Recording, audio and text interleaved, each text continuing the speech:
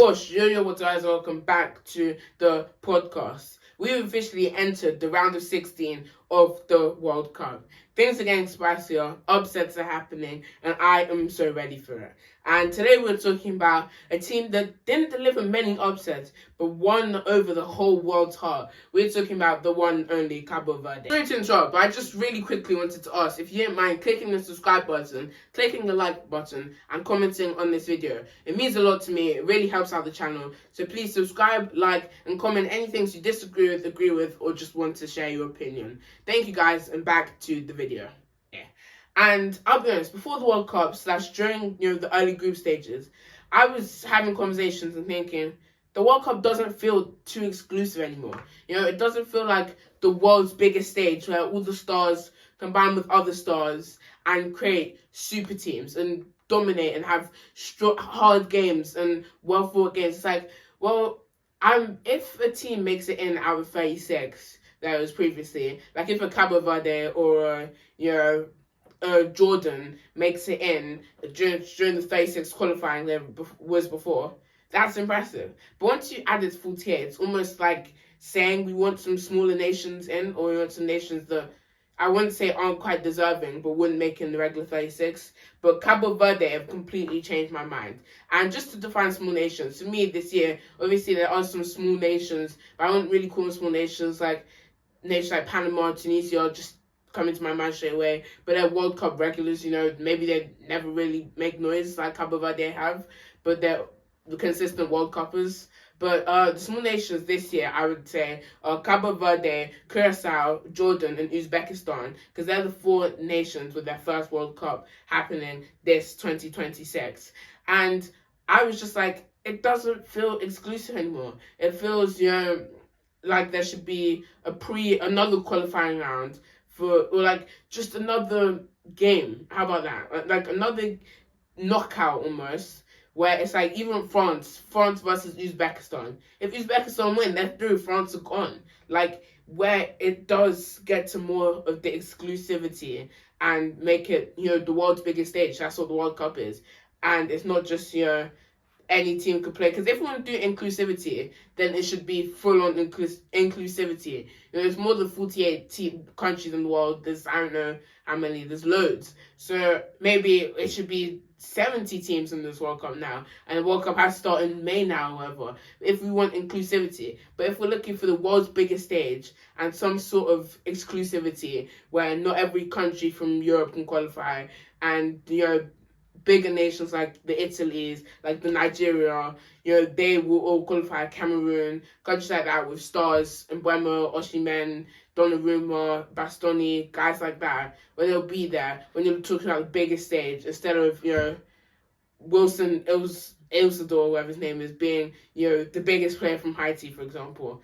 Like, it's just like, if we want exclusivity, it doesn't feel like it. But Cabo Verde have completely changed my mind. And just putting some stats, starting more negative, Cabo Verde didn't win a single game in the World Cup. And I know you think, right, why are you being so negative? It's just to put into perspective what they've done in our mind, where they didn't win a single World Cup game, and they have 36.9% possession on average of their games. And I compared that to just a random team, first team I thought of, Senegal, who had 44.9% of possession on average in their games. But Cabo Verde also didn't lose a single World Cup game, not a single game in 90 minutes. And I know you're thinking, yeah, never France, never. But then you realize you're talking about France, you're talking about Mbappe, Olise, Dembele, 3 players who are in the top 5 runnings for Ballon d'Or. Then you're talking about talking about guys like Doué, Champions League, 2 back-to-back Champions League winner, Champions League man of the match last year. You're talking about Konate, you're talking about Koundé, you're talking about Saliba, you're talking about Mike Maignan, you're talking about Theo Hernandez, you're talking about Tchouaméni, and you're talking about real star-studded guys compared to teams like Cabo Verde, when you're like, yes, them not losing a game is actually fundamentally impressive. and they scored an average of a goal a game. Again, you look at a big nation, teams like, your Englands, your Frances, your Portugals, your Spains, your Argentinas. You're like, scoring one goal a game is good enough to get it done, I guess, but it's not impressive, like one goal a game. But then you look at Cabo Verde's team, and if you can name anyone but the goalkeeper before the World Cup, if you can name anyone before the World Cup, genuinely, and you're not from Cape Verde, well done. Like, I'm actually impressed with you. But also, they're the smallest on land scale, land area nation to qualify for the knockout rounds of the World Cup.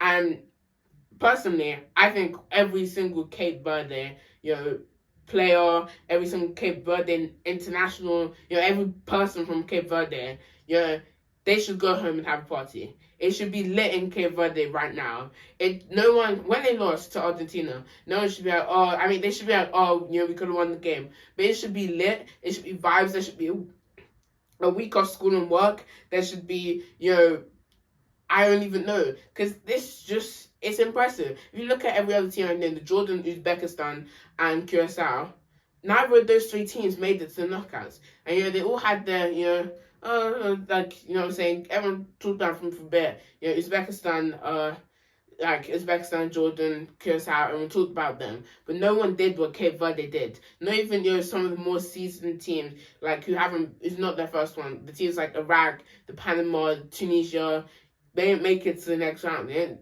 go past, it's fundamentally impressive that a nation, the smallest nation on land area to ever get to the knockout round, and I'll be honest, they didn't do it by haram balling the system. They didn't, I guess since they had minimal possession, but they didn't do it by getting lucky, by, using, I wouldn't say cheating, but playing unexciting, boring football. They didn't make everyone go, oh, no, Cape Verde playing.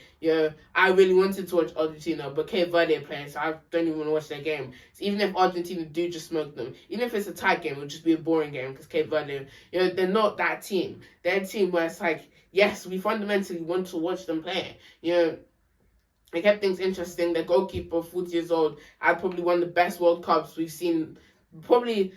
I mean, it's crazy. I don't think we give them like the Golden Glove or anything, purely because they only made it to the first knockout round, and it's just purely it's like a Lamine Yamal win Ballon d'Or last year type thing. If he had, where it's like we're giving it based off how impressive they were compared to how impressive we thought they were, type thing. You know what I'm saying? Like, if we think a player's gonna score 10 goals and actually they score 20, they shouldn't be team of the year. They should just be well done. Like, you know what I'm saying?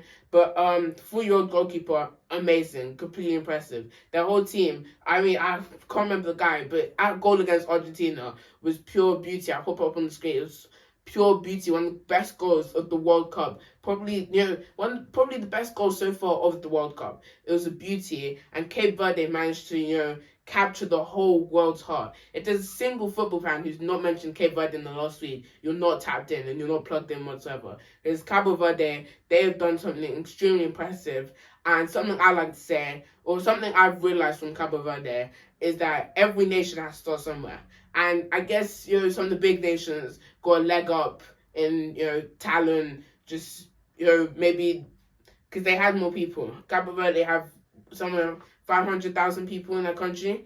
But every small nation has to start somewhere. And something I love to say is crazy things have happened.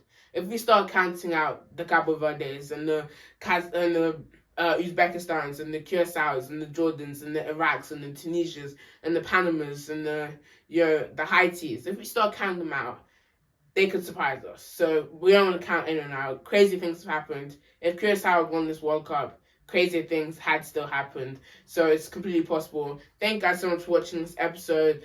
I hope you guys enjoyed. We'll continue to enjoy the World Cup. And thank you guys so much for watching. I'll see you guys in the next one. Goodbye.